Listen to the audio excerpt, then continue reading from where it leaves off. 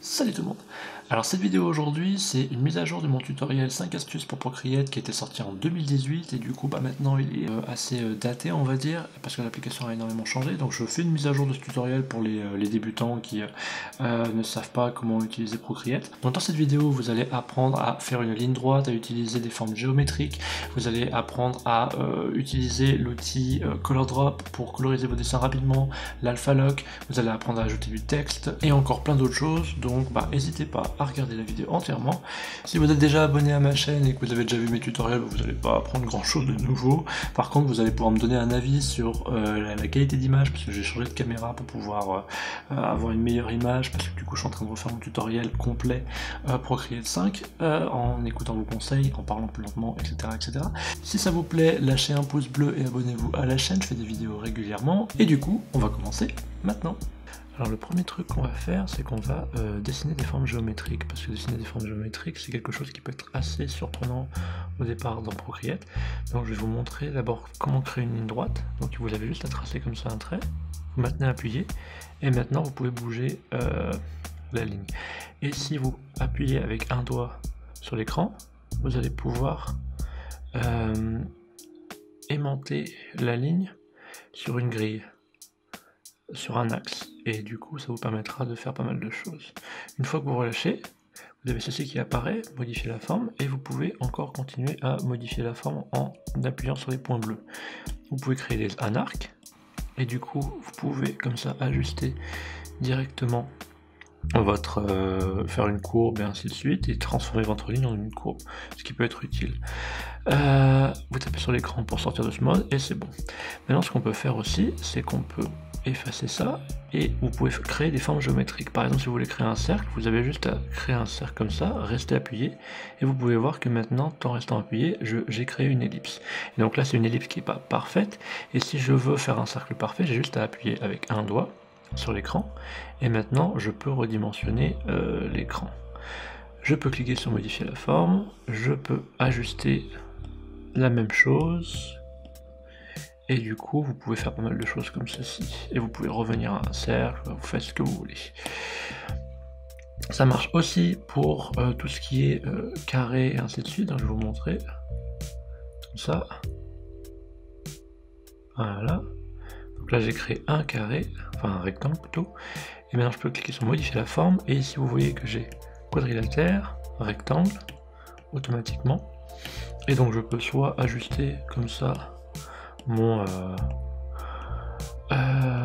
ma forme géométrique, là je peux directement aller sur un rectangle. Si vous voulez supprimer quelque chose dans Procreate, vous avez juste à taper de deux doigts sur l'écran pour l'annuler, et pour annuler l'effacement, vous avez juste à appuyer sur trois doigts. Voilà, très simple, très efficace. Maintenant on va dire que vous voulez coloriser, donc ici j'ai un petit dessin que j'ai fait pour ma vidéo d'hier, et alors, en fait pour tout ce qui est couleur, vous avez ce cercle ici, quand vous cliquez dessus vous avez la roue des couleurs qui apparaît. Vous avez pas mal de choses différentes, et si vous avez la possibilité de changer l'apparence de la roue des couleurs comme vous le voulez. Ici vous avez l'outil harmonie, donc l'outil harmonie ça marche que quand vous sélectionnez une couleur, donc si vous sélectionnez une couleur ça va vous donner des couleurs qui peuvent aller avec cette couleur même. Ensuite vous avez valeur, et vous avez les palettes, différentes palettes. Ici dans le disque, si vous n'aimez pas cette forme là, si vous zoomez comme ceci, vous pouvez avoir votre forme globale, donc une forme beaucoup plus grosse. Moi ce que je vais faire, c'est juste que je vais revenir là-dessus, et si vous voulez maintenant coloriser quelque chose directement, vous voulez faire comme dans Photoshop, utiliser l'outil pot de peinture, tout ce que vous avez à faire, c'est d'abord sélectionner votre calque, ici, et ensuite vous avez juste à prendre et à glisser votre couleur, et ça va directement coloriser. Là il y a un trou quelque part, ouais, il est ici le trou, c'est pour ça que ça a fait tout ça. Mais si vous avez votre calque qui est bien fermé, avec votre ligne qui est bien fermée, ça marche bien. Donc ça c'est pour tout ce qui est colorisation.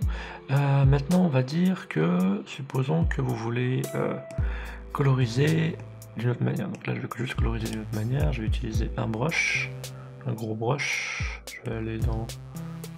Je vais prendre mon hard brush, je vais coloriser assez rapidement, voilà. Là vous avez votre couleur, mais du coup vous voyez plus votre ligne, c'est normal parce que votre calque il est au-dessus de votre ligne. Si vous appuyez comme ça et que vous le baissez, vous allez mettre votre calque en dessous de votre ligne et vous allez pouvoir voir votre ligne. Maintenant, il suffit juste de gommer un petit peu tout ça. Donc maintenant, quand vous avez votre couleur qui est faite, supposons que vous voulez coloriser quelque chose. Si vous voulez coloriser, mais que vous voulez rester à l'intérieur de votre couleur, tout ce que vous avez à faire, c'est avec 2 doigts, vous avez juste à pousser votre calque comme ça, et vous pouvez voir ici qu'il y a un petit damier qui apparaît derrière votre calque.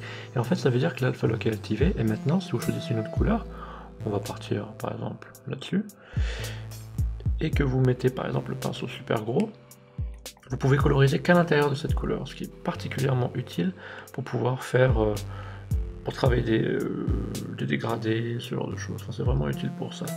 Donc ça, c'est un de mes outils préférés, c'est un des outils que j'utilise le plus dans Procreate pour pouvoir faire mes couleurs. Et voilà. Donc l'Alpha Lock est activé sur ce calque, mon calque de couleur. Et maintenant, ce que je vais faire, c'est juste que je vais dessiner vite fait des formes et tout comme ça. Et supposons que là vous voyez qu'il y a une grosse différence entre la couleur ici et cette couleur là. Et supposons que vous voulez harmoniser ça, ce que vous devez faire c'est cliquer ici sur l'icône doigt. Et vous pouvez ici après choisir les pinceaux que vous voulez. Du coup, donc moi je vais rester par exemple sur celui-ci.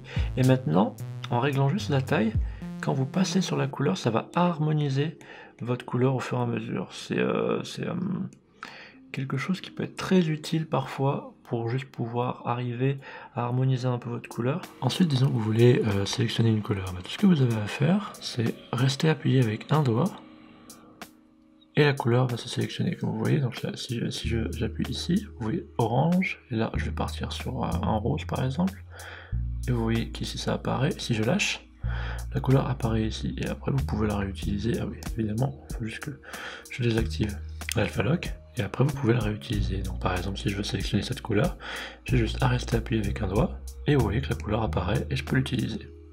Une autre fonction utile dans Procreate, c'est le guide de dessin. Donc vous cliquez sur le petit icône tournevis, vous êtes sur toile, et vous activez le guide de dessin. Mais en fait, ici, vous avez des barres qui apparaissent. Ce que vous pouvez faire, c'est modifier guide de dessin. Et quand vous cliquez sur modifier guide de dessin, ici, en bas, vous avez différentes grilles. Donc là, par exemple, j'ai une grille 2D, dont je peux modifier l'opacité des traits, je peux modifier l'épaisseur, je peux modifier la taille de la grille, par exemple, si vous voulez faire du pixel art, ou si vous avez besoin d'une grille particulière. Vous pouvez la modifier ici. Isométrique, c'est pour faire des dessins isométriques, donc un peu genre RPG si vous jouez aux jeux vidéo. Ici vous avez la grille de perspective. Alors la grille de perspective elle est très intéressante, et comment ça marche, c'est que globalement vous cliquez sur perspective, et ensuite vous cliquez quelque part sur l'écran, et vous pouvez créer des grilles de perspective de cette façon. Et ensuite, en pinçant ou en dépinçant, je ne sais pas comment dire, vous pouvez ajuster votre grille de perspective. Et une fois que vous avez fait ça, ce que vous pouvez faire, donc là vous pouvez changer la couleur hein, en haut, changer la couleur de chacune de vos grilles. Et du coup, une fois que vous avez trouvé quelque chose qui vous plaît, vous cliquez sur OK. Donc là, vous pouvez voir que j'ai une grille de perspective qui est apparue, qui ne matche absolument pas mon dessin de base. Hein. Et maintenant, ce qu'on va faire, c'est juste qu'on va créer un nouveau calque. Donc on va cliquer sur le plus. Et ce qu'on va faire, c'est qu'on va dessiner. Et donc, vous pouvez suivre comme ça votre cas si vous voulez, mais votre dessin n'est pas aimanté à la grille. Et si vous voulez aimanter votre dessin à la grille, vous avez juste un truc à faire, c'est cliquer une fois sur votre calque, et ensuite assistant de dessin, et maintenant votre votre ligne va être aimantée automatiquement sur votre grille. Vous voyez, là je peux pas sortir comme ça, vous voyez, si je fais ça, ça marche pas. Et ça vous permet du coup d'établir des grilles de perspective assez facilement. Vous pouvez aussi vous en servir pour créer des grilles pour la bande dessinée. Pour ça, vous allez juste sur grille 2D. Et en fait, maintenant, ce que vous faites, c'est juste que vous... là, je vais effacer. Voilà. Maintenant, ce que vous faites, c'est juste que vous utilisez la grille 2D et l'assistant de dessin pour pouvoir créer des cases de bande dessinée. Moi, c'est comme ça que je fais pour faire mes BD, et ça marche très bien. Donc là, par exemple, c'est assez rapide. Bon, je fais un peu n'importe quoi, hein. Il faut y aller d'une manière un peu plus soigneuse, on va dire. Mais voilà, c'est quelque chose qui marche très bien comme ça. Et vous pouvez y aller, vous pouvez faire vos cases de BD tranquillement. Et une fois que vous êtes satisfait, vous avez juste à aller ici, cliquez sur assistant de dessin pour faire que ça se décoche, et ici vous allez juste sur désactiver le guide de dessin, et maintenant vous avez votre soi-disant case de BD. Voilà.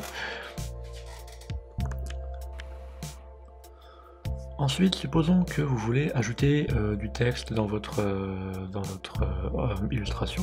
Tout ce que vous avez à faire, c'est taper ici, dans l'icône tournevis, et vous avez ici dans, alors c'est toile ou ajouter, c'est ajouter, vous avez ici ajouter du texte. Vous cliquez dessus, et maintenant vous avez cette barre qui apparaît. Donc là, je vais mettre par exemple illustration. Ok. Et du coup, ce que vous pouvez faire maintenant, c'est que vous pouvez soit cliquer ici, et dans ce cas-là, en cliquant sur modifier le style, vous allez pouvoir choisir les polices que vous voulez. Donc on va dire par exemple Avero, ceci, cela.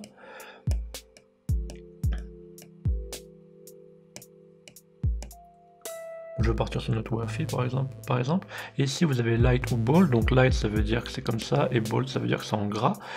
Ici vous pouvez ajuster la taille, ici vous pouvez ajuster le crénage, donc c'est l'espacement qu'il y a entre chacune de vos lettres. Ici vous pouvez changer l'approche, honnêtement je vois pas trop la différence avec le crénage. Ici c'est l'interlignage, ici c'est pour pouvoir espacer votre texte en haut ou en bas, et ici c'est l'opacité, au cas où vous avez besoin d'avoir un texte qui est pas forcément super opaque.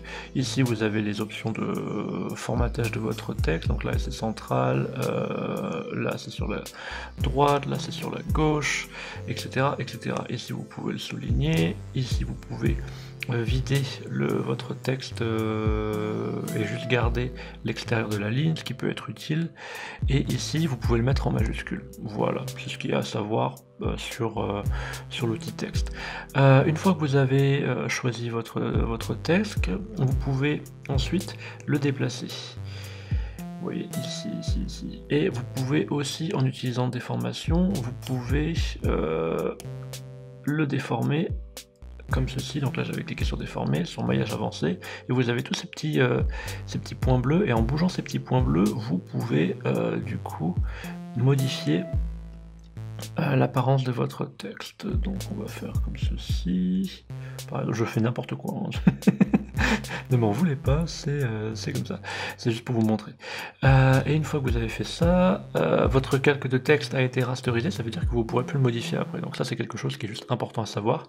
Quand vous modifiez votre texte, que vous le déformez comme ceci, après vous ne pouvez plus le modifier. Donc voilà. Mais c'est toujours intéressant à savoir. Voilà, cette vidéo est finie, j'espère qu'elle vous a plu. Si c'est le cas, n'hésitez pas à lâcher un pouce bleu, à vous abonner à ma chaîne, je fais des vidéos régulièrement et c'est toujours au niveau du dessin. Quant à moi, je vous remercie d'avoir regardé cette vidéo, je vous retrouve bientôt. D'ici là, n'oubliez pas, prenez le temps de créer.